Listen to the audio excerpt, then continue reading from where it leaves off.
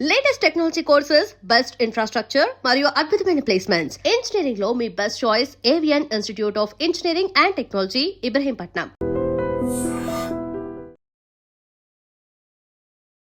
Trump తీవ్రంగా స్పందించారు. చిటికెలో ఇరాన్ పనిని మేము ఖతం చేస్తాం.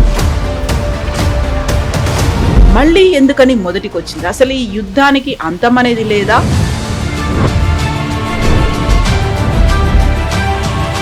So back to square one అనేది సైలెంట్ గా అబ్జర్వ్ చేస్తున్నాడా నెతన్యాహు? వాళ్ళిద్దరు వాళ్ళ పని వాళ్ళే చేసుకుంటారా, అయ్యేదంతా అవుతుంది అనేట్టుగా? బేసిక్లీ మనకు చాలా క్లియర్గా తెలుసు, ఈ చర్చలు అనేది ఒక ఫ్లాప్ షో.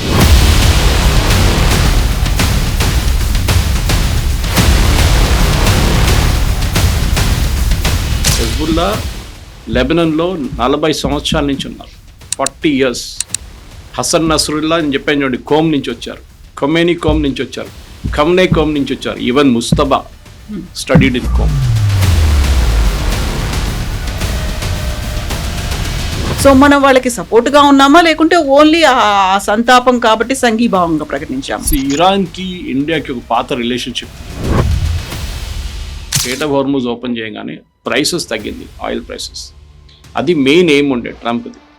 అది ఆయన ఇంకా అదే బిలీవ్ చేస్తున్నారు. దట్ ఈస్ వై ఇంత ప్రొవోక్ చేసినప్పుడు కూడా Trump is not going after Iran completely. Mojtaba Khamenei ఉన్నారా లేదా తెలియదు. వాళ్ళ ఇమేజ్ ఏం మెయింటైన్ చేస్తున్నారు, ఆయన ఇంకా బతుకున్నారు, ఈ స్టిల్ అలైవ్ అని. ఎందుకంటే లేదని చెప్పారనుకోండి, దెన్ ఇరాన్ ఈజ్ ఫినిష్డ్. నమస్తే, నేను Kavitha. Welcome to iDream news and నిజాలు.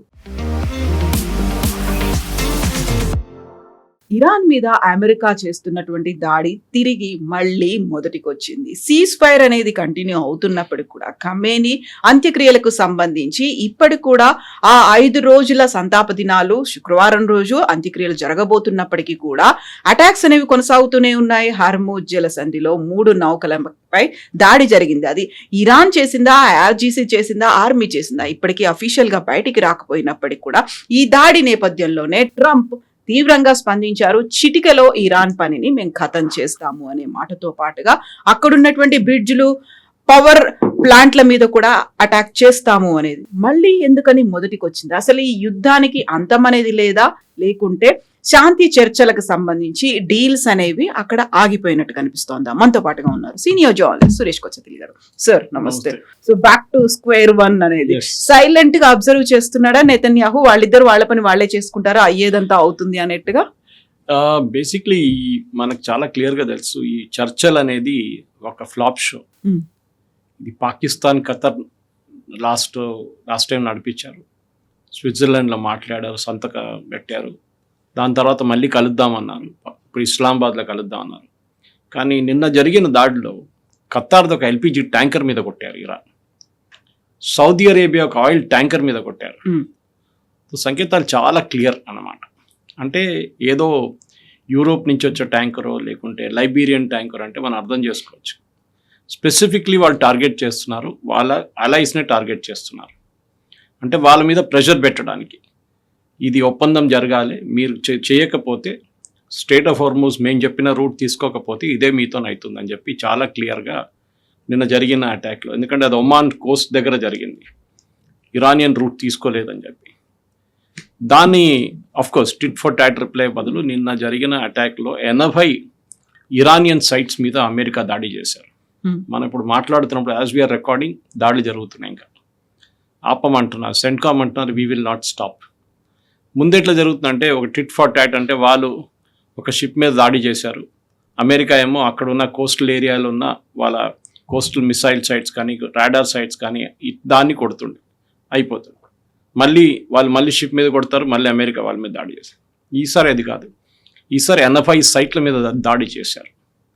కెషమ్ ఐలాండ్ కానీ దాని పక్కన ఉన్న మొత్తం మిసైల్ బ్యాటరీస్ మీద దాడి చేసినట్లు ఉన్నారు. మనకి ఇంకా డ్యామేజ్ తెలియదు, ఎందుకని వాళ్ళ పొద్దున సెంట్కామ్ రిలీజ్ చేసిన స్టేట్మెంట్ ఇది. డీటెయిల్స్ ఇరాన్ ఏమంటున్నారంటే మేము అమెరికన్ బేసిస్ మీద దాడి చేశామంటున్నారు. దాని డీటెయిల్స్ కూడా ఇప్పుడు మనం రికార్డ్ చేస్తున్నప్పుడు ఇంకా వస్తుంది. బహుశా మళ్ళీ బహ్రెయిన్, కువైత్, ఖతర్ మీద దాడి చేస్తుంటారు ఇరాన్ అనుకుంటాం. ఇంకా కన్ఫర్మేషన్ రాలేదు. అంటే మళ్ళీ ఇది ఏంటి యుద్ధం మళ్ళీ అక్కడికి వెళ్తుందా అనేది. సో చాలా క్లియర్గా ఇది మనం ఎన్నోసార్లు చెప్పాం, ఈ చర్చలు అనేది ఒక show, only to show that ఇరాన్ని కొంచెం పవర్ఫుల్గా చూపించడానికి పాకిస్తాన్ చేసిన అటెంప్ట్ అన్నమాట. దీంట్లో టర్కీ కూడా ఇనీషియలీ ఇన్వాల్వ్ ఉన్నారు. ఇప్పుడు టర్కీ పక్కన జరిగిపోయారు, ఖత్తర్ వచ్చారు, ఫస్ట్ ఒమాన్ ఉన్నారు, ఒమాన్ పక్కన జరిగిపోయారు, ఖత్తర్ వచ్చారు. ఖత్తర్ షిప్ మీద దాడి చేసిన తర్వాత ఖత్తర్ కూడా ఇప్పుడు ముందుకు రారు. దాని నడిమిట్లో చాలా క్లియర్గా ప్రైమ్ మినిస్టర్ నెటన్యాహు చెప్పారు. అండ్ ఇరాన్లో ఉన్న కొన్ని డిసిడెంట్స్ కానీ బయట ఉన్న వాళ్ళు, అది కాకుండా ఇజ్రాయెల్ డిఫెన్స్ మినిస్టర్ కూడా ఏం చెప్తున్నారంటే 2 దేశాలు చాలా పెద్ద థ్రెట్ మనకి, ఒకటి టర్కీ, ఒకటి ఇరాన్. టర్కీలోనే అండ్ ఖత్తర్, 3 దేశాలు చాలా డేంజరస్ కంట్రీస్. ఖత్తర్లోనే ముస్లిం బ్రదర్హుడ్ ఉన్నారు, హమాస్ ఉన్నారు, హూతీలు ఉన్నారు, అండ్ అఫ్ కోర్స్ మనకు తెలుసు అల్-ఖైదా. వీళ్ళన్ని బ్రాంచ్ ఆఫీస్ ఉంది, హెడ్ ఆఫీస్ అక్కడ ఉంది. వీళ్ళ మీద ఖత్తర్ని ఎప్పుడు మనం we cannot take them in to confidence. Even Turkey కూడా అంతే. టర్కీలో మెయిన్గా వాళ్ళ బ్యాకింగ్ చేస్తున్నది వాళ్ళు ముస్లిం బ్రదర్హుడ్ని. అది కాకుండా హమాస్ని ఫండింగ్ చేసేది, ఈవెన్ నెటన్యాహు గారు నేను ఒక ఇంటర్వ్యూలో చెప్పారు ఈ మాట, that it is being done by Turkey. ఇప్పుడు కానీ టర్కీలోనే అంకారాలో చర్చలు నడుస్తున్నాయి, నేటో మీటింగ్. అదేం చేస్తారు మనం చూడాల్సింది, ఎందుకంటే Turkey is the only Islamic member నేటోలో, మిడిల్ ఈస్ట్ నుంచి కూడా. అదర్వైజ్ టెక్నికలీ టర్కీ యూరోప్లో లేరు నేటోలో రావడానికి. సో టర్కీని తీసుకున్న తర్వాత ప్రెసిడెంట్ బైడెన్ టైంలో వీళ్ళ మీద శాంక్షన్స్ పెట్టారు టర్కీ మీద. ఇది 2 స్టోరీలు ఎందుకు తీసుకొస్తున్నానంటే ఒక రిలేషన్ ఉంది దీనికి, ఇరాన్కి టర్కీకి. సో టర్కీ సోవియట్ యూనియన్ దగ్గర నుంచి ఎయిర్ డిఫెన్స్ సిస్టమ్స్ కొనుక్కున్నారు. మనం S-400 కొనుక్కున్నట్లని వాళ్ళు కూడా S-400 కొనడానికి ట్రై చేశారు. అది ఇంకా నడుస్తుంది చర్చలు. కానీ దానికన్నా ముందు వాళ్ళు ఎయిర్ డిఫెన్స్ సిస్టమ్ తీసుకున్నారు రష్యా దగ్గర నుంచి. అప్పుడు యూఎస్ ఏం చేశారంటే శాంక్షన్స్ పెట్టారు, మీరు నేటో నేషన్గా ఉండి రష్యా దగ్గర నుంచి ఆయుధాలు కొనడం ఏంటి అని చెప్పేసి. టర్కీ అన్నారు మేము ఎవరి దగ్గర కావాలంటే వాళ్ళ దగ్గర కొంటాము. ఇప్పుడు ఎర్దోగాన్ ప్రాబ్లం ఏంటంటే ముస్లిం వరల్డ్లో లీడర్షిప్ కోసం ఆయన ట్రై చేస్తున్నారు. ట్రై కాదు, చాలా మటుకు ఆయనే లీడర్ అని తిరుగుతున్నారు అనమాట. అంటే నెక్స్ట్ క్యాలిఫేట్. ఈ క్యాలిఫేట్ యుద్ధం ఎప్పుడు మొదలు కాలేదు, అది ఆల్మోస్ట్ 16th-17th సెంచరీ నుంచే ఇదే ఇప్పుడున్న ఇరాన్ నుంచి పక్కనున్న ఇరాక్లో చాలా మటుకు నజాఫ్ కానీ, ఇరాన్లో ఉన్న కోమ్ కానీ, కర్బలాలో కానీ వీళ్ళ పొలిటికల్ జాకింగ్ అక్కడే నడుస్తుంది. ఇదన్నీ ఫేమస్ రిలీజియస్ సైట్ షియా వాళ్ళది. ఎవరు నెక్స్ట్ క్యాలిఫేట్ అని చెప్పేసి ఎప్పటి నుంచో ఉన్న గొడవ ఒకటి పాతది ఉంది. అది మనం సెకండ్ వరల్డ్ వార్ తర్వాత ఒట్టమన్ ఎంపైర్ కొలాప్స్ అయిపోయిన తర్వాత టర్కీ వైపు నుంచి ఆ ఇన్ఫ్లుయెన్స్ వెళ్ళిపోయింది మొత్తం. అప్పుడు దాకా Turkey was holding a lot of influence Ottoman empire నుంచి, టర్కీ అని చెప్పలేము అప్పుడు. కానీ ఇప్పుడున్న పరిస్థితుల్లో ప్రజెంట్ పొలిటికల్ డెవలప్మెంట్స్లో ఇస్లామిక్ వరల్డ్లో లీడర్షిప్ ఎవరు తీసుకుంటారు మీరు చూడండి. ఇప్పుడు ఎవరు లీడర్ లేరు ఇస్లామిక్ వరల్డ్లో.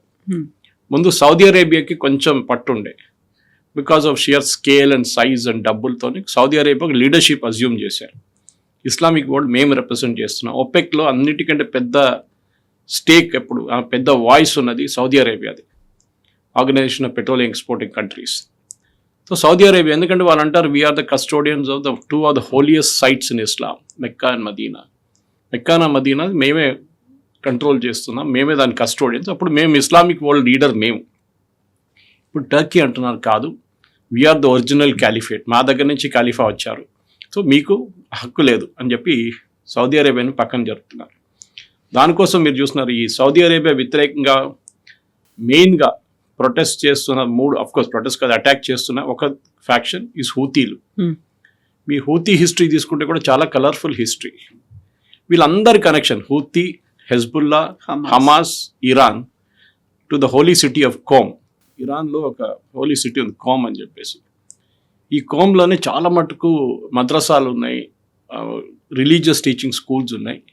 ఇదే సిటీ నుంచి అయతోలా ఖొమేనీ చదువుకొని బయటకు వచ్చారు.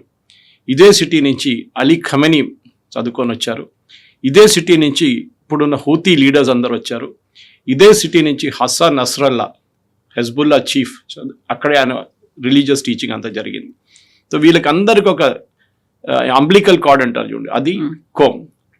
అఫ్ కోర్స్ ఇరాన్కి ఇంకా 2 ఇంపార్టెంట్ సిటీస్ ఉన్నాయి, ఒకటి నజాఫ్, ఇంకొకటి కర్బలా. కర్బలాలో చాలా మటుకు వాళ్ళ ఇనీషియల్ డేస్లో వాళ్ళ ఫ్యాక్షన్స్ నడిమి ఇట్లా జరిగిన పెద్ద ఒక బ్యాటిల్ మనకు అందరూ తెలిసిందే. దాని తర్వాత మొహరం అబ్జర్వ్ చేస్తారు ఇప్పుడు షియా వాళ్ళు. అది కాకుండా ఈ మన నజాఫ్లో Fatima her grave is the one of the daughters of one of the messiahs of prophet Muhammad తర్వాత వచ్చిన జనరేషన్లో వాళ్ళ దాంట్లో 12 రిలీజియస్ లీడర్స్లో ఒకరు కూతురు. ఇదన్నీ ఉన్నప్పుడు కూడా చాలా మటుకు టర్కీ వైపు నుంచి ఇప్పుడు ఒక మోడర్న్ రిలీజియన్ లాగా ఇస్లాం తీసుకురావడానికి ట్రై చేస్తున్నారు టర్కీ, కానీ కాదు అది. ఎందుకంటే ఇజ్రాయెల్ వాళ్ళు టర్కీని వ్యతిరేకిస్తున్నారు. మీకు గుర్తుండు కవిత గారు, ఈ హిస్టరీ అంతా నేను ఎందుకు చెప్తున్నానంటే ఇరాన్తోనే కనెక్షన్ ఉంది ఈ అన్నిటికీ. ఎండ్ ఆఫ్ ద డే ఇదన్నీ తిరిగి మనం అనుకుంటాం హూతీలకి మొన్ననే ఇరాన్ ఆయుధాలు ఇవ్వడం మొదలు పెట్టారు, హెజ్బుల్లాని మొన్ననే తీసుకొచ్చారు. కాదు, హెజ్బుల్లా లెబనన్లో 40 సంవత్సరాల నుంచి ఉన్నారు, 40 years.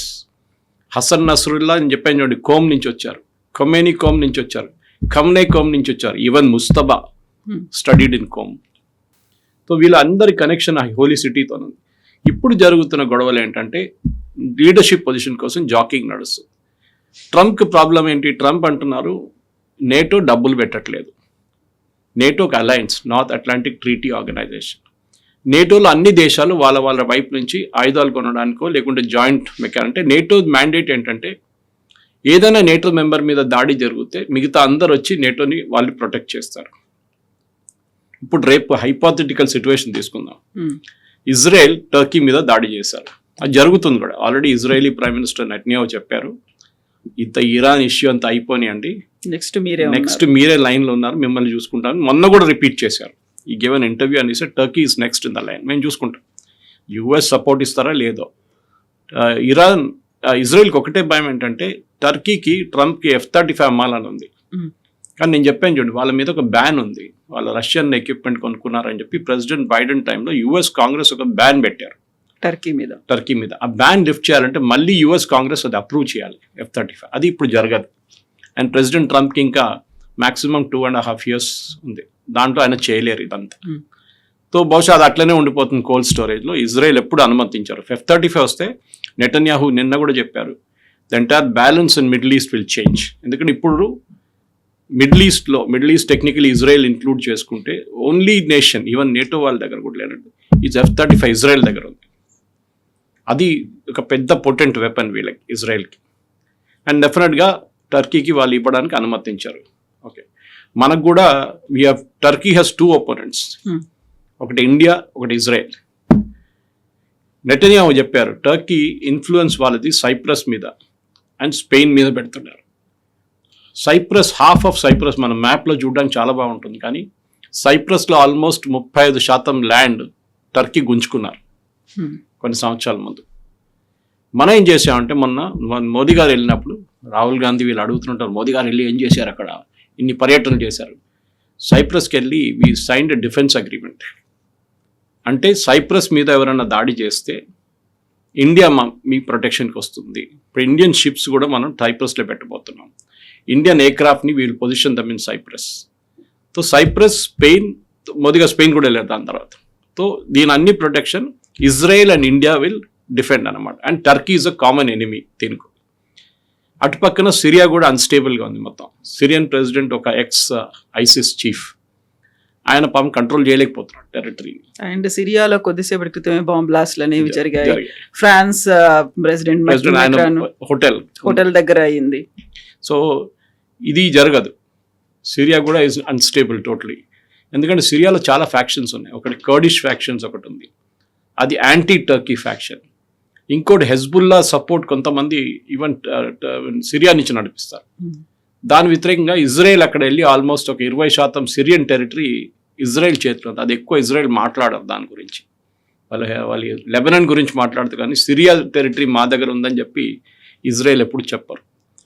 ఈ పాలిటిక్స్ అంతా మిడిల్ ఈస్ట్ని మొత్తం మెస్గా తయారు చేసింది. ఇప్పుడు ఇంకొక కొత్త డెవలప్మెంట్ నిన్న జరిగిందంటే యుఎస్ ట్రెజరీ సెక్రటరీ నిన్న అనౌన్స్ చేశారు ఇరాన్కి ఆయిల్ అమ్మడానికి పర్మిషన్ ఇచ్చారు. మీకు గుర్తుంటుంది, శాంక్షన్స్ లిఫ్ట్ చేశారు. అండ్ ఆల్మోస్ట్ ప్రతిరోజు 6 ships 2 million barrels ఉన్న 6 ships పోతున్నాయి. అంటే 18 million barrels per day is going out of Iran. మీరు మల్టిప్లైడ్ బై 50 అని పెట్టుకోండి. ఇప్పుడు $70 68 నడుస్తుంది. $50 అని పెట్టుకుంటే కూడా they earning a huge amount of money అన్నమాట. కానీ ఇప్పుడు దాన్ని బ్యాన్ చేస్తే జూలై 17 నుంచి ఇరానియన్ ఆయిల్ మార్కెట్లో అమ్మలేరు. ఎఫెక్టివ్లీ యుఎస్ ఆ బ్లాకేడ్ మళ్ళీ తిరిగి తీసుకొస్తున్నారు.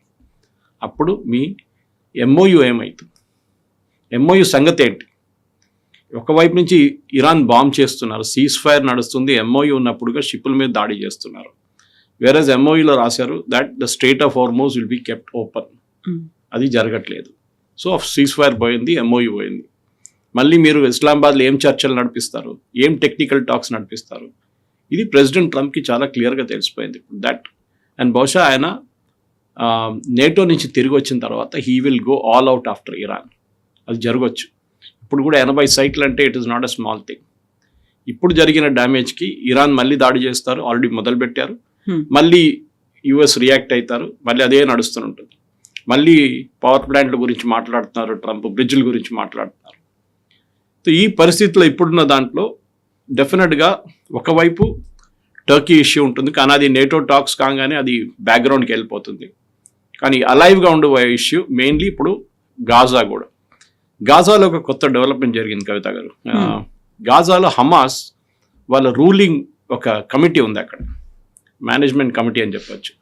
గాజా మేనేజ్ చేయడానికి ఒక 15-20 సంవత్సరాల ముందు కాన్స్టిట్యూట్ చేసిన ఒక టీం ఉంది, వాళ్ళ గవర్నమెంట్ అని చెప్పొచ్చు. దాన్ని నిన్న డిజాల్వ్ చేశారు. అప్పుడు గాజా ఎవరు నడిపిస్తున్నారు, ఎప్పుడు నడిపితే ఎవరు లేరు. ఇప్పుడు ఒరిజినల్లీ ట్రంప్ మీకు చెప్పింది గుర్తుంటుంది దట్ నేను అక్కడ వెళ్ళి ఒక పీస్ కారిడార్ లాగా చేస్తాను, అక్కడ రిసార్ట్లు కడతాను అని చెప్పారు. ఇప్పుడు ఎవరు మేనేజ్ చేస్తారు గాజా అని పెద్ద ఒక ప్రశ్నగా వచ్చింది. ఎందుకంటే గాజా నుంచి హమాస్ బయటకు వెళ్ళరు, వాళ్ళకి తెలుసు వాళ్ళు బయటికి వెళ్ళారు ఇజ్రాయెల్ కొడతారు వాళ్ళు. ఈవెన్ విత్ ఇన్ గాజా కొడతారు ఇజ్రాయెల్. ఇప్పుడు నిన్న కూడా వాళ్ళ 2 కమాండర్స్ని చంపారు ఇజ్రాయెల్. తో ఆ పరిస్థితికి ఇప్పుడు ఉన్నప్పుడు వై డిడ్ దే సడన్లీ ఎందుకు డిజాల్వ్ చేశారని ఒక ప్రశ్న వస్తుంది. దానికి ఇరాన్ ఇస్ ఆన్సర్. ఇరాన్ నుంచి ఇప్పుడు హమాస్కి ఆయుధాలు రావట్లేదు. హమాస్ చాలా వీక్ పొజిషన్లో ఉన్నారు. ఈవెన్ హెజ్బుల్లా కూడా. హెజ్బుల్లా ఎందుకంటే అక్కడ లెబనాన్ అండ్ ఇజ్రాయెల్ నడిమిట్లో ఒప్పందం జరిగింది మొన్న. దాంట్లో హెజ్బుల్లాని డిసామ్ చేయాలని చెప్పారు. అది ఎవరు చేయలేరు అన్లెస్ యునైటెడ్ నేషన్స్ ఒక ఫోర్స్ని పంపించేస్తే కూడా. అది కూడా చాలా పెద్ద బ్లడ్ షెడ్ జరుగుతుంది, చాలామంది చనిపోతారు దాంట్లో. ఇక్కడ Gaza is also an issue. The entire west Asia పొయ్యి మీద పెట్టినట్టు పాల్లాగా అయిపోయింది. It's continuously boiling.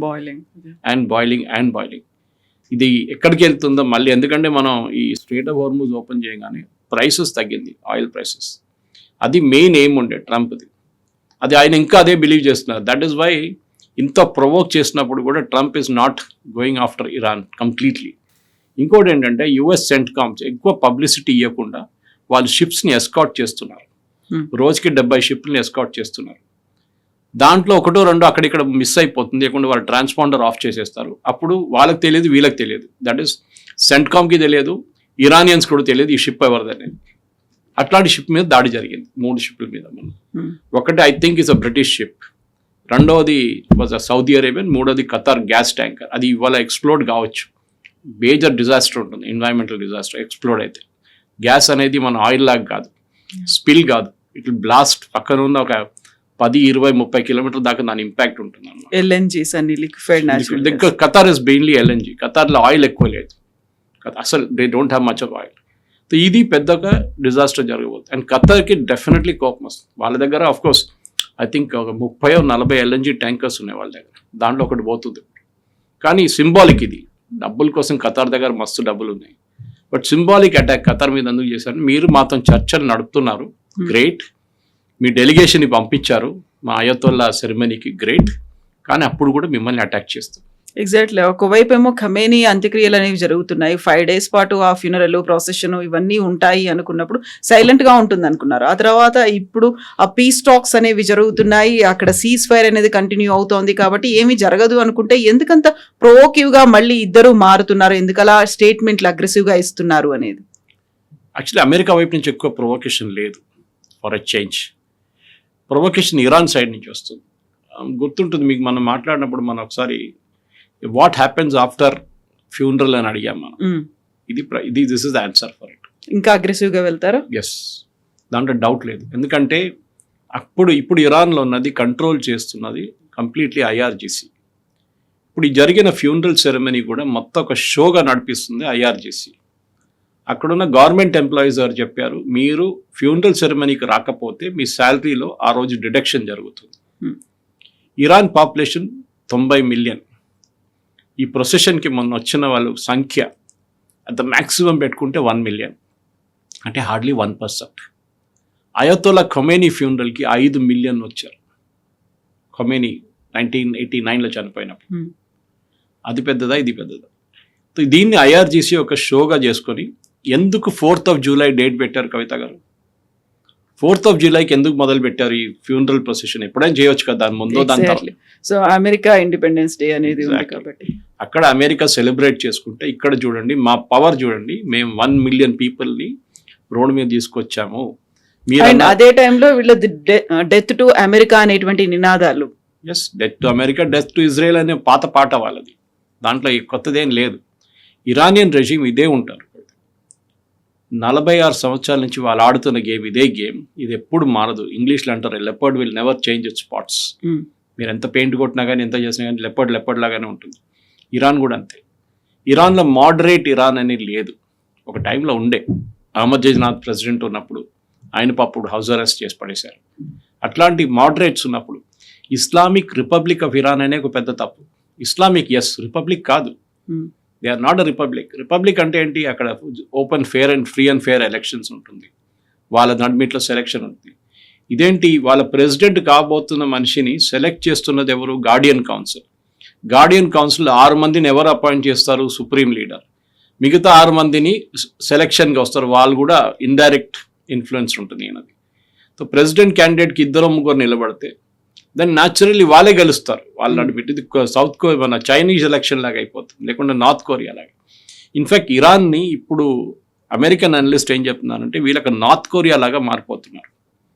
మాకు ఎవరి సహాయం అక్కర్లేదు, మేము మా కోసం ఉంటాం, మేము మా పని మేము చూసుకుంటాం, మిమ్మల్ని ఎవరిని మేము హెల్ప్ అడగడం, సహాయం అడగం. నార్త్ కొరియా చూడండి, అది మ్యాక్సిమం చైనా దగ్గర కొంచెం రిలేషన్షిప్ ఉంది వాళ్ళకి, రష్యా దగ్గర ఇండైరెక్ట్ ఒక రిలేషన్షిప్, ఎవరి దగ్గరికి రారు వాళ్ళు. అక్కడ ఫ్యామిన్ ఉంది, తినడానికి తిండి లేదు, అన్నీ తెలుసు అక్కడ, కానీ they will still manage, somehow they will manage. అది ఇరాన్ స్ట్రాటజీ. ఇప్పుడు 2 స్ట్రాటజీలు ఉండే ఇరాన్ దగ్గర. ఖమేనీ చనిపోయినప్పుడు ఈ 40 రోజుల ముందు, that is 1, open up totally. Okay, ఇప్పుడు మన దేశాలు చూస్తే 3 దేశాల లోకంలో are ruled by the army but డెమోక్రటిక్గా నడుస్తుంది. ఒకటి ఈజిప్ట్, ఇంకోటి పాకిస్తాన్, అండ్ ఇరాన్ వాళ్ళలాగా తయారు చేయడానికి ట్రై చేస్తున్నారు. ఐఆర్జీసీ అనేది ఒక యూనిట్ని తీసుకొచ్చింది అయతోలా ఖొమేనీ 1980లో. 79లో అని తిరిగి వచ్చిన తర్వాత 80లో హీ సెటప్ దిస్ యూనిట్. అప్పుడు ఇంకో పేరు ఉండే దానికి, ఎందుకంటే ఈ రెగ్యులర్ ఇరానియన్ ఆర్మీకి ఆయన డౌట్ ఉండే, వీళ్ళు షా ఆఫ్ ఇరాన్ వాళ్ళు, వీళ్ళు ఎప్పుడో ఒక రోజు నన్ను లేపేస్తారు ఇక్కడి నుంచి అని. ఇన్ఫ్యాక్ట్ ఖమేనీ మీకు గుర్తుంటుంది, ఖమేనీ ద్వారా చనిపోయిన తర్వాత ఖమేనీ 1981లో అక్కడున్న ఒక కమ్యూనిస్ట్ గ్రూప్ ఒకటి ఉండే ఇరాన్లో, అది సోవియట్ యూనియన్తో అఫిలియేటెడ్ ఉండేవాళ్ళు. వాళ్ళకి వీళ్ళెవరు నచ్చారు, రిలీజియస్ లీడర్స్ని. సో ఈ ఖమేనీ ఫస్ట్ స్పీచ్ చేయడంలో ఆయన ఒక మాస్క్లో తెహరాన్లో మాట్లాడుతున్నప్పుడు ఆయన ముందు ఒక టేప్ రికార్డర్ పెట్టారు. బహుశా నేను చెప్పాను, ఆ వీడియో ఎప్పుడు కూడా యూట్యూబ్లో మీకు కనిపిస్తుంది. And he was badly injured.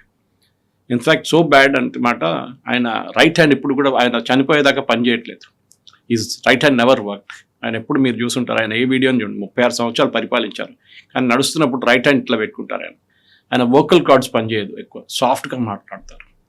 ఈ అటెంప్ట్ ఎవరు చేశారు? కమ్యూనిస్ట్ వాళ్ళు చేశారు. అక్కడ ఆ టైంలో పెద్ద కమ్యూనిస్ట్ ఇన్ఫ్లుయెన్స్ ఉండే ఇరాన్లో. షా ఆఫ్ ఇరాన్ని గద్దె దింపడానికి ఇరానియన్ రిలీజియస్ లీడర్షిప్ ఒకరే కాదు, ఈవెన్ కమ్యూనిస్ట్ వాళ్ళు కూడా ట్రై చేశారు. ఇది వీళ్ళ వైపు నుంచి జరిగిన అటెంప్ట్. సో ఇదన్నీ కలుపుకుంటే ఆఫ్టర్ ఖమేనీ హూ అని చెప్పి ఒక ప్రశ్న వచ్చింది. ముస్తఫా ఖమేనీ ఉన్నారా లేదా తెలియదు, వాళ్ళ ఇమేజ్ ఏం మెయింటైన్ చేస్తున్నారు, ఆయన ఇంకా బతుకున్నారు, ఈ స్టిల్ అలైవ్ అని. ఎందుకంటే లేదని చెప్పారనుకోండి, then Iran is finished. Next day ఇరాన్లో రైట్స్ బ్రేక్ అవుతుంది, ఇరాన్లో అక్కడ ఒక సివిల్ వార్ జరగబోతుంది. ఇక్కడ ఇప్పుడు ఈ ఫ్యూనరల్ని ఈ ఐఆర్జీసీ వాళ్ళు ఒక షోగా వాడుకొని మాకు సపోర్ట్ ఉంది చూడండి. ట్రంప్ కూడా చెప్పారు కదా, గుర్తుంది మీకు, ఐఎమ్ సర్ప్రైజ్డ్, ఇంతమంది నేను అనుకున్న వ్యతిరేకత ఉంది ఈయన విత్. నేను ఎవరో ఎక్స్ప్లెయిన్ చేశారంట ఆయనకి, అది 2 లక్షలు 3 లక్షల మంది వచ్చారు అంతే. Iran population is 90 million. కొంచెం సాటిస్ఫై అయ్యారా? Then he became correct then possibly this is event management అని చెప్పారంటే. కాకపోతే అన్ని కంట్రీస్ నుంచి వెళ్ళారు, ఇంక్లూడింగ్ భారతదేశం నుంచి కూడా వెళ్ళారు. ఇక్కడ నుంచి షియాలు వెళ్ళారు, సర్వమత ప్రార్థనలు అయ్యాయి, కొంతమంది పార్టీల రిప్రజెంటేటివ్స్ వెళ్ళారు. వెస్ట్ బెంగాల్ గవర్నర్ దగ్గర నుంచి వెళ్ళిన తర్వాత సో మనం వాళ్ళకి సపోర్ట్ గా ఉన్నామా లేకుంటే ఓన్లీ ఆ సంతాపం కాబట్టి సంఘీభావంగా ప్రకటించాము? ఇరాన్ కి ఇండియాకి ఒక పాత రిలేషన్షిప్ ఉంది అక్కడ. ఇన్ఫాక్ట్ యునైటెడ్ నేషన్స్ లో 198 దేశాలు ఉన్నాయి, క్లోజ్ టు 200. దాంట్లో 50 దేశాలు వచ్చారు ఫ్యూనరల్ కి. అమెరికా కొంతమందిని అడ్డుకున్నారు, they openly threatened. Of course యూరోప్ని పిలవలేదు అనుకోండి, యూరోపియన్ నేషన్స్ ఎవరిని పిలవలేదు. అఫ్ కోర్స్ అమెరికన్ పిలవరు, ఎవరు కూడా పిలిస్తే కూడా 50 దేశాలు వచ్చారు. So 1/4 of the global humanity వచ్చారు, పెద్ద సంఖ్య ఏం కాదు అది. కానీ రిప్రజెంటేటివ్స్ అందుకు తీసుకొచ్చారు. అగైన్ ఇట్ వాజ్ షో, మీరు చూసుంటారు ఆ ఫ్యూనరల్ ఎట్లా ఉందని, మొత్తం మిలిటరీ బ్యాండ్, మిలిటరీ పరేడ్ లాగా, ఒక సోల్జర్ సోడ్ తీసుకొని ముందు నడుస్తుంటే ఒక గార్డ్ ఆఫ్ ఆనర్ లాగా అన్నీ చేశారు వాళ్ళు. దే టిపికల్లీ సోవియట్ యూనియన్లో లెనిన్ కానీ, స్టాలిన్ కానీ, బ్రెస్డేవ్ కానీ ఎవరైనా చనిపోయినప్పుడు జరిగిన అదే గ్రాండ్గా చూపించారు. మళ్ళీ ఓకే, గోర్బచోవ్ పేరు ఎందుకు తీసుకోలేదంటే ఆయన వచ్చేదాకా ఆయన పాపం చనిపోయినప్పుడు చాలా నార్మల్ ఫ్యూనరల్ ఉండే ఆయనకి. అట్లాంటి ఒక షో చేశారు వీళ్ళు. ఎందుకంటే ఇప్పుడు అన్నిటికంటే పెద్ద ఇరాన్ ఒక చిన్న దేశం కాదు కదా, 90 million is very big number. గల్ఫ్లో రెండో పెద్ద దేశం సౌదీ అరేబియా అండ్ ఇరాన్, చాలా పెద్ద దేశాలు. UAE of course is Emirates, 7 Emirates. ఈ పరిస్థితుల్లో డెఫినెట్గా ఒక ఇంపాక్ట్ ఆఫ్టర్ కంపెనీ హూ అనేది రాబోతుంది. అది ఈవెన్ అమెరికాకు కూడా ఒక ఏం చెప్తారు, ఒక బిగ్ ఫ్యాక్టర్ వరీ అంటారు ఇంగ్లీష్లో. ఎవరు వస్తారు? ఐఆర్జీసీని కొట్టాల్సిందే, దాంట్లో డౌట్ లేదు. So IRGC leader, IRGC chief మన ఫ్యూనరల్ కనిపించాడు. డెఫినెట్గా ఇజ్రాయెల్ ఆయన్ని మార్కేసేసి ఉంటారు, తీసివేస్తారు, డెఫినెట్గా లేపేస్తారు నెక్స్ట్ ఫ్యూ డేస్. సో ఐఆర్జీసీని క్లీనప్ చేస్తేనే ఇరాన్ క్లీన్ అవుతుంది అని చాలా క్లియర్ సిగ్నల్స్ పంపిస్తున్నారు. ఈ దాడులు చేపిస్తే ఆలోచించండి, ఇంత సీరియస్గా ఫ్యూనరల్ నడుస్తున్నప్పుడు ఎందుకు ఈ షిప్ల మీద దాడి చేయడం? అండ్ ట్రంప్ కూడా ఒక మాట అన్నారు, మాకు తెలుసు ఎవరెవరు అటెండ్ అయ్యారో, అరాక్షి దగ్గర నుంచి ప్రతి ఒక్కరూ అక్కడే ఉన్నారు, కావాలనుకుంటే అక్కడ ఉన్నటువంటి ప్రజల్ని, టాప్ లీడర్లని లేపేయచ్చు, బట్ మేము లేపేయట్లేదు, ఎందుకంటే ఫర్దర్గా మాకు చర్చల కోసం వాళ్లే అవసరం ఉంటారు కదా అని. ఇంత ప్రొవోకేటివ్గా మాట్లాడాల్సినటువంటి అవసరం ఏముంది అని? ఇంటర్నేషనల్ లెవెల్లో కవిత గారు, ప్రొవోకేషన్ అనేది ఇప్పుడు ఒక డిప్లొమాటిక్ వెపన్గా వాడుకుంటున్నారు. దానికి ఖర్చేం లేదు, ఒక స్టేట్మెంట్ ఇవ్వడంలో ఖర్చేం లేదు. ఇస్తారు, అందరూ ఈ స్టేట్మెంట్ ఇస్తారు. చైనీస్ లీడర్షిప్ ఇస్తారు, పాకిస్తాన్ లీడర్షిప్ మన వైపు చేతులు కోసేస్తాము, ఇండస్ వాటర్ ట్రీటీ చేస్తారా? చేయరు. It's only a matter of speech అంటారు ఇంగ్లీష్లో. అది వీళ్ళది కూడా అంతే. ట్రంప్ మీరు చూడండి, ప్రతిరోజు పొద్దు నుంచి సాయంత్రం దాకా ఆయన ట్వీట్లు చేస్తూనే ఉంటాడు. ఓన్లీ లాస్ట్ ఒక 2 వారాల నుంచి చేయట్లేదు. బహుశా వాళ్ళ అడ్వైజర్స్ చెప్పుంటారు, సార్ ప్లీజ్ కొంచెం ఆపండి, ఇది చాలా మీరు ఇంత ట్వీట్ చేసినప్పుడు ఎవరు సీరియస్గా తీసుకుంటలేరు మిమ్మల్ని, you do it once or twice a day అంతే. కాకపోతే జార్జియా మెలోనీ మీద ఇప్పటికి కూడా ఆయన ట్వీట్లు చేస్తున్నారు, సెటైరికల్ ఫోటోలు, ఏఐ ఎడిటెడ్ ఫోటోలు కూడా పెడుతున్నారు. ఒబామా మీద పెట్టారు మొన్న. ఒబామా ఎయిర్ ఫోర్స్ 1 బయట నిలబడుతున్నాడు, బ్లాక్ లైఫ్స్ మ్యాటర్ అని చెప్పేసి. అది నాకు అర్థం కాదు. Anyway that is a different debate. కానీ ఒక యుఎస్ ప్రెసిడెంట్కి కావాల్సిన ఎటికెట్, అది మీరు అబ్రహాం లింకన్ నుంచి, థియోడోర్ రూజ్వెల్ట్ నుంచి, Harry Truman, Jimmy Carter, bill Clinton, George bush, ఇద్దరు జార్జ్ బుష్లు జూనియర్ అండ్ సీనియర్, వీళ్ళందరి వైపు నుంచి చూస్తే ఒబామా దాకా, తర్వాత బైడెన్ అండ్ ట్రంప్, ఒక మెచ్యూరిటీ ఉంటుంది అమెరికన్ లీడర్షిప్కి ఎప్పుడు. జాన్ ఎఫ్ కెనడీ చూడండి, వెరీ వెరీ ఏం చెప్తారు, అమెరికన్ ప్రెసిడెన్షియల్లో పాసిబ్లీ ఫెయిల్ అయ్యారు. స్టాండర్డ్స్ మెయింటైన్ చేసినామని ఆయన ఇచ్చిన స్పీచెస్ చూడండి. Ask what you can do for your country, not what your country can do. ఆ స్పీచెస్ అది చాలా మటుకు అమెరికన్ ప్రెసిడెంట్కి ఒక స్టేచర్ ఉంటుంది. ట్రంప్కి ఏమైపోయిందంటే ఆయన డెస్పరేట్ అయిపోయాడు. ఆయన మీరు ఇనీషియల్ డేస్లో చూడండి, ఆయన బిజినెస్ మ్యాన్గా ఉన్నప్పుడు కూడా ఆయనకి ఎప్పుడు అనిపించేది ఏంటంటే, ఇప్పుడు కూడా అదే అంటాను, మన టర్కీకి వెళ్ళినప్పుడు అన్నారు, నేను ఈవెన్ నేను పొలిటిక్స్కి వచ్చే ముందు కూడా నాకు కోపం ఏముండే అంటే, అమెరికా ఖర్చు పెడుతుంది, మిగతా అందరూ ఎంజాయ్ చేస్తున్నారు. నేటో చూడండి, మేము నేటోలో డబ్బులు పెడుతున్నాం, నేటో దేశాలు ఇంగ్లాండ్, యూకే ఉండొచ్చు, ఫ్రాన్స్ ఉండొచ్చు, జర్మనీ ఉండొచ్చు, ఎవరైనా ఉండొచ్చు, వీళ్ళు ఎవరు డబ్బులు పెట్టలేదు. 40 దేశాలు ఉన్నారు నేటోలో. ఎందుకు డబ్బులు పెట్టలేదు? వాళ్ళ జీడిపిలో 1% వాళ్ళు పెడుతున్నారు డిఫెన్స్కి. 5% పెంచకపోతే నేను 10 పైసలు ఇవ్వను. ఇన్ఫ్యాక్ట్ నిన్న ఒక రన్నింగ్ జోక్ ఏంటంటే, ట్రంప్కి ఏదైనా అక్రోనిమ్ ఉన్న ఏదో ఆర్గనైజేషన్ ఉంటే కోపం వస్తుందంట. అది WHO ఉండొచ్చు, UN ఉండొచ్చు, నేటో ఉండొచ్చు, వీళ్ళ అక్రోనిమ్ ఉన్న దేశాలన్నీ ట్రంప్కి వేస్ట్ ఫెలోస్ అంటారు. యుఎన్ నుంచి బయటకు వచ్చారు, చాలా మటుకు ఫండింగ్ ఆపేశారు, యునెస్కో నుంచి బయటకు వచ్చేసారు, WHO నుంచి ఎగ్జిట్ చేసేసారు. సో ట్రంప్ ఎక్కడెక్కడ వెళ్తున్నారో ఆయనకు ప్రాబ్లం ఉంది. నేటో అనేది నేను అనుకుంటాను, నా అంచనా ప్రకారం కవిత గారు, in the present world NATO it's a sheer waste. ఇప్పుడు వాళ్ళ ప్రామినెన్స్ పోయింది వాళ్ళది. ఎస్పెషలీ ఇరాన్ యుద్ధం జరిగినప్పుడు అది ట్రంప్ మొదలుపెట్టిన యుద్ధం, మాకేం సంబంధం ఉందన్నారు నేటో వాళ్ళు. ఎస్పెషలీ ఫ్రాన్స్ కానీ UK కూడా, స్టామర్ కూడా అదే అన్నారు. కాదు, మీ మీద కూడా ఇంపాక్ట్ జరిగింది ఆ తర్వాత. మీరు అదే రోజులో స్ట్రెయిట్ ఆఫ్ హార్మోస్ని అమెరికాని హెల్ప్ చేయడానికి వెళ్తే ఈ పరిస్థితికి రాదు. ఇప్పుడు అమెరికా ఒక్కడే పోరాడుతున్నది, కరెక్ట్. అది ట్రంప్ మొదలుపెట్టింది యుద్ధమే, దాంట్లో డిస్ప్యూట్ లేదు. మీ దగ్గర అడగలేదు, correct, we agree with that also. కానీ డెఫినెట్గా నేటో నేషన్, యుఎస్ ఒక నేటో నేషన్ కాదు, యుఎస్ మీద దాడి చేస్తున్నాడు మీరు చూసుకుంటూ ఊరుకున్నారా? అది ఎట్లా అవుతుంది? అది నేటో మ్యాండేటే వైలేట్ అయింది అక్కడ. సో అప్పుడున్న దాంట్లో వీళ్ళందరూ కలిసి ఒక 40 దేశాల్లో ఒక 10 పెద్ద దేశాలైనా వాళ్ళ షిప్స్ని పంపిస్తే ఇరాన్ అడ్డుకోలేరు. ఇప్పుడు ఏమైపోయిందో యుఎస్ ఒక్కరే దొరికారు వాళ్ళకి. All the country should have gun. And దాట్లో ఆ మాటకి నేను ట్రంప్ మాట అంగీకరిస్తున్నాను, correct. NATO did not stand up to their expectation, వాళ్ళు చేయలేదు. ఇప్పుడు వాళ్ళు రిగ్రెట్ చేస్తున్నారు. జర్మనీలో జర్మనీ అనుకుంటాను, నిన్న ఒక కన్విక్షన్ జరిగింది. వాళ్ళ నార్డ్ స్ట్రీమ్ పైప్ లైన్ ఉంది, గ్యాస్ సప్లై చేస్తారు రష్యా నుంచి. దాన్ని ఒక యుక్రేనియన్ బాంబ్ పెట్టి డిస్ట్రాయ్ చేశారు. యుక్రేనియన్ గవర్నమెంట్ మీద, జెలెన్స్కీ ఆర్డర్ మీద చేశారంట. ఆయనే మొన్న జైల్లో వేసి ఛార్జ్ షీట్, వాళ్ళ వైపు ఉన్న ఛార్జ్ షీట్, మనది కాదు, వాళ్ళ వైపు ఇంకో లాంగ్వేజ్ ఉంటుంది, ఈ వాజ్ కన్విక్టెడ్, బాంబ్ చేశారని చెప్పి. ఇప్పుడు మీరు చెప్పండి, జెలెన్స్కీ మీద మీరు యాక్షన్ తీసుకుంటారా? తీసుకోలేరు. ఎందుకంటే ఇప్పుడు మెయిన్ చర్చలు నడుస్తుంది అంకారాలో, జెలెన్స్కీకి ఆయుధాలు ఎట్లా ఇవ్వాలి. లాస్ట్ 2 రోజుల నుంచి జెలెన్స్కీ మీద వర్షంలాగా పడుతుంది డ్రోన్లు. ఎందుకు? వాళ్ళ ఎయిర్ డిఫెన్స్ సిస్టమ్ మొత్తం పోయింది యుక్రెయిన్ది. వాళ్ళ దగ్గర ఉన్న పేట్రియట్ మిసైల్స్ అయిపోయినాయి. యుఎస్ సప్లై చేసిన Patriot missiles through Europe, payment యూరోప్కి చేశారు యుక్రెయిన్, అమెరికా ఆయుధాలు ఇచ్చారు. కానీ అమెరికా దగ్గర ఇప్పుడు పేట్రియట్ మిసైల్స్ లేదు ఈ ఇరాన్ యుద్ధం తర్వాత. వాళ్ళ దగ్గర షార్టేజ్ ఉంది. సో వాళ్ళు ఏమంటారు, మేమేమి ఇవ్వలేము, మీరు మీ పని మీరు చూసుకోండి అని చెప్పేసి. సో లాస్ట్ 2-3 డేస్ నుంచి యుక్రెయిన్ మీద చాలా పెద్ద అటాక్ జరుగుతుంది రష్యాది, వాళ్ళకి తెలిసిపోయింది. In fact ironically Trump, Putin and Zelensky మొన్న మాట్లాడారు, 1 అవర్ ఈచ్ మాట్లాడారంట ఫోన్లో. ఏం చర్చలు నడిపించారో ఎవరికి తెలియదు. ట్రంప్ ఏమో నేను ఆ యుద్ధం ఆపడానికి వెళ్తున్నానంటే, మా అడిగారు ఈ యుద్ధం ఏమైంది అని అడుగుతున్నారు. ఈ ఇరాన్ యుద్ధం మీరు ఆపలేదు, మీరు ఇంకా కూడా నడుస్తున్న యుద్ధం ఆపడానికి వెళ్తున్నారు. అది 4 years నుంచి కంటిన్యూ అవుతుంది. They will not listen. Putin పట్టించుకోరు, పుటిన్కి ఏం కాదు. 1,00,000 మంది, 4 లక్షల మంది ఇటు, 4 లక్షల మంది అటు చనిపోయారు. But they are not bothered. Zelensky problem ఉంది. అండ్ యూరోప్ ఏమో ఆయనకు సహాయం చేస్తున్నారు.